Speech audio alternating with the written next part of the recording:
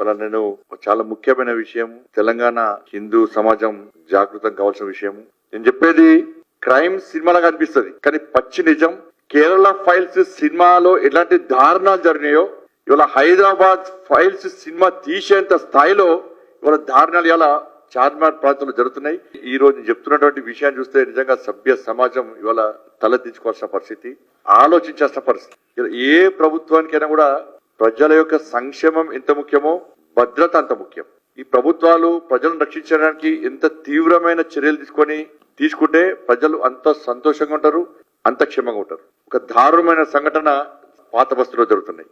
Old సిటీలో చార్మినార్ ప్రాంతంలో పాత బస్తీలో కొన్ని స్కూల్స్, ముఖ్యంగా హిందువుల యొక్క స్కూల్స్, హిందూ అమ్మాయిలు ఎక్కువగా చదివే స్కూల్స్ కాలేజ్ టార్గెట్ చేసుకొని ముస్లిం యువకులకు సంబంధించి ఒక డ్రగ్స్ మూట అక్కడ మైనర్ అమ్మాయిలను 14, 15, 16 సంవత్సరాల యొక్క మైనర్ అమ్మాయిలను ట్రాప్ చేసి వాళ్ళ జీవితాలను సర్వనాశనం చేస్తున్నటువంటి దారుణ సంఘటనలు ఇవాళ ఈ చార్మినార్ ప్రాంతంలో జరుగుతున్నాయి. దీనికి అండాదండ ఎంఐఎం పార్టీ స్థానిక డివిజన్ నాయకుల నుంచి ఎంపీల వరకు అక్బరుద్దీన్ ఓవైసీ గాని, అసదుద్దీన్ ఓవైసీ గాని, వాళ్ళ శాసనసభ్యులు గాని, వాళ్ళ నాయకుల యొక్క కనుసన్నల్లో ఇదంతా జరుగుతుంది. వాళ్ళ నాయకత్వంలో జరుగుతుంది, వాళ్ళ స్వీయ రక్షణలో ఇవంతా జరుగుతూ ఉన్నది.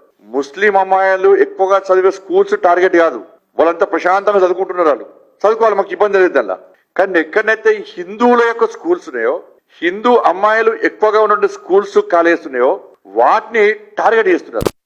ఫస్ట్ ఒక అమ్మాయిని ట్రాప్ చేసి అమ్మాయిని ఒక ఫంక్షన్ పేరు మీద పిలిపించి, ఒక ముస్లిం అమ్మాయి బర్త్డే అని పిలిపించి ఆ అమ్మాయికి చాక్లెట్ ఇచ్చారు. తక్కువ డోస్ తో డ్రగ్స్ తో కూడా చాక్లెట్ ఇచ్చారు అమ్మాయికి. ఇది మెల్లమెల్లగా అమ్మాయికి ఆ డ్రగ్స్ డోస్ పెంచి అలవాటు చేసి ఆ అమ్మాయిని దాదాపు 6 రోజుల పాటు ఎత్తుకపోయారు అమ్మాయిని. ఇంకా తెలిసి ఏం చేస్తారో తెలుసు. 6 days తర్వాత ఆ అమ్మాయిని మళ్ళా తీసుకొచ్చి పోలీస్ స్టేషన్ దగ్గర వదిలిపెట్టారు. ఎట్లా వదిలిపెట్టారంటే వాళ్ళ పేరెంట్స్ పోయి పోలీస్ కంప్లైంట్ ఇస్తే పోలీసులు పట్టించుకోలే, ఎఫ్ఐఆర్ చేస్తారు. లాస్ట్ 4 days తర్వాత వాడంతా వాడుకొని వచ్చి పోలీస్ దగ్గర వదిలిపెట్టి పోతాడు. వదిలిపెట్టినాక ఏమైతుంది, పోలీసు వాళ్ళు ఏం చేస్తారంటే చేస్తే ఒక ఎఫ్ఐఆర్ చేస్తారు, దాని డ్రగ్స్ కేసు పెడతారు, ఫోక్సో కేసు పెడతారు, అన్ని పెడతారు. దానిలో వ్యక్తిని అరెస్ట్ చేయరు. మీ అమ్మాయి మీకు వచ్చింది కదా, అమ్మాయిని ఏం చేయలేదు కదా, మీరు ఏం మాట్లాడకండి. మీరేమన్నా మాట్లాడితే వాళ్ళు వచ్చి మళ్ళీ అమ్మాయిని చంపుతారు. ఇది ఎవరు చెప్తారు? ఇది పోలీసు వాళ్ళు చెప్తారు. ఇది మొదటి సంఘటన జరిగింది. దీని తర్వాత అదే అమ్మాయిని లోపరుచుకొని ఇచ్చి నగ్నంగా వీడియోలు తీయడము, వాళ్ళని అన్ని రకాలుగా శారీరక దోపిడీ చేయడము. మీరు బయటికి పోయి ఏమన్నా చెప్తే ఈ వీడియోలు సోషల్ మీడియాలో పోస్ట్ చేస్తాం, మీ కాలనీ ఏరియాలో పోస్ట్ చేస్తాం, మీ స్కూల్ గ్రూప్లలో దీన్ని సర్క్యులేట్ చేస్తాము, మీ అమ్మానాలను చంపేస్తాం. ఆదిల్ అలియాస్ అజీజ్ వీడు ఈ పాల్తీగాడు ఒక్క కేసు కాదు, వీడు గ్యాంగ్ లీడర్. వీటితో పాటు పెద్ద డ్రగ్స్ గ్యాంగ్, ఇదో పెద్ద రాకెట్. ఇది వీని గ్యాంగ్ లా దాదాపు 30-40 మంది కంటే ఎక్కువ మంది వీని గ్యాంగ్ లో ఉంటారు. వీళ్ళంతా కూడా ముస్లిం యువకులు. వీళ్ళందరూ కూడా డ్రగ్స్ కి అలవాటు అయిపోయింది. ఈ అమ్మాయి మళ్ళా అమ్మాయిని తీసుకుపోయారు. వాళ్ళు తీసుకుపోయిన తర్వాత పోలీస్ స్టేషన్ పోతే పట్టించుకోలే పోలీసు వాళ్ళు. మళ్ళీ అమ్మాయి వస్తుంది కదా, వచ్చినప్పుడు తీసుకుపోండి. ఇది సమాధానం, అక్కడ కొంత అధికారుల సమాధానం. ఎవరు చంపరు, ప్రాణాల్సి వస్తే సరిపోతుంది కదా మీకు. ఇది లోకల్ కానిస్టేబుల్ తో పాటు పోలీసు వాళ్ళు ఇచ్చే సమాధానం. అక్కడ అమ్మాయి రాలే. లాస్ట్ కు చూసిన తర్వాత మా అక్కడ గోషామహల్ జిల్లా అధ్యక్షుడు ఉమా మహేందర్ గారి దగ్గరికి వాళ్ళు పేరెంట్స్ పోయిన తర్వాత పోలీస్ స్టేషన్ ఉమా మహేందర్ గారు పోతే ఎఫ్ఐఆర్ చేస్తలేడు. లాస్ట్ కు ఎఫ్ఐఆర్ చేస్తారా చేయరా అని ప్రశ్నించక ఎఫ్ఐఆర్ చేసిన తర్వాత పట్టుకొస్తలేరు. నాకు ఫోన్ చేసిన తర్వాత నేను మా లీగల్ సెల్ ఆంతో రెడ్డి గారికి ఫోన్ చేసి దీని మీద నేను ఢిల్లీలో ఉన్నా, మణిపూర్ లో ఉన్నా, దీని మీద సీరియస్ చూడండి అని చెప్పిన తర్వాత ఏబిఎస్ కార్పొరేట్ పిటిషన్ చేస్తామని మా అడ్వకేట్స్ చెప్పిన తర్వాత అప్పుడు ఎంత ఘోరమైన విషయం అంటే లోకల్ ఉన్న ఎస్ఐ ఏం చేసింది తెలుసా?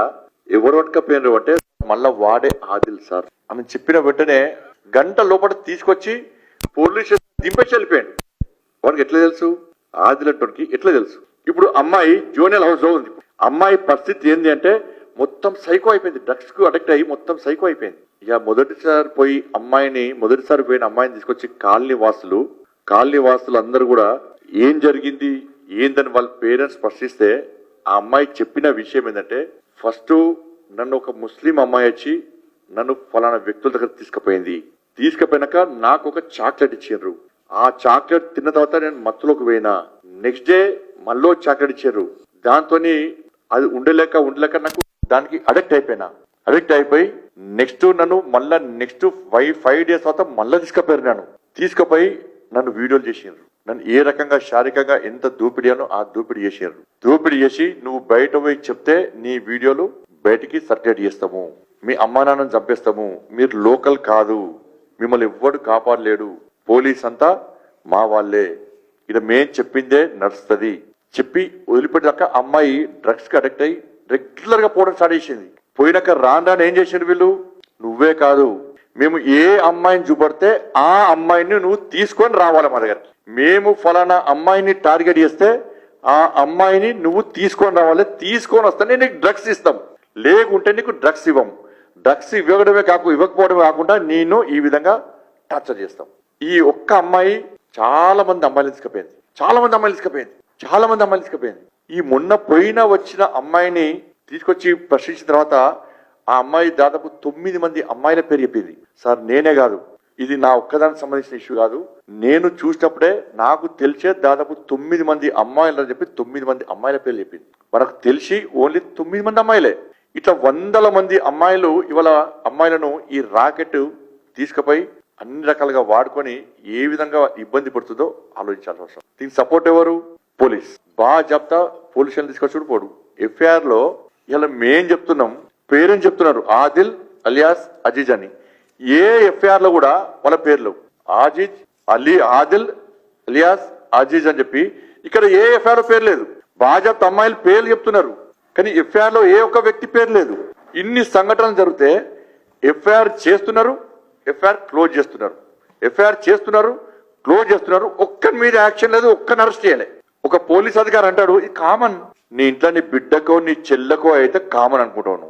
అందరు 16 సంవత్సరాల లోపు అమ్మాయిలు అందరూ కూడా దీని మీద వెంటనే ఒక టీం ఏర్పడేయాలి, నిజాయితీ గల మంచి ఆఫీసర్ టీం వేసి నిష్పక్షపాతంగా దీని మీద విచారణ జరిపి ఈ రాకెట్ ఎవరు నడుపుతున్నాడు, ఎంతమంది దీనిలో సభ్యులు, దీనికి ఎవరు సపోర్ట్ చేస్తున్నారు, తెర వెనుక ఎవరున్నారు, దీనికి సపోర్ట్ చేసి ఇన్ని రోజులు పట్టించుకోకుండా ఆ ఫాల్త్ గాన్లకు సపోర్ట్ చేసిన పోలీస్ అధికారులు ఎవరు, కానిస్టేబుల్తో సహా అందరూ, వాళ్ళందరి మీద క్రిమినల్ కేసులు పెట్టి వాళ్ళని వెంటనే సస్పెండ్ చేసి అరెస్ట్ చేస్తే తప్ప ఈ సమస్యకు పరిష్కారం దొరకదు.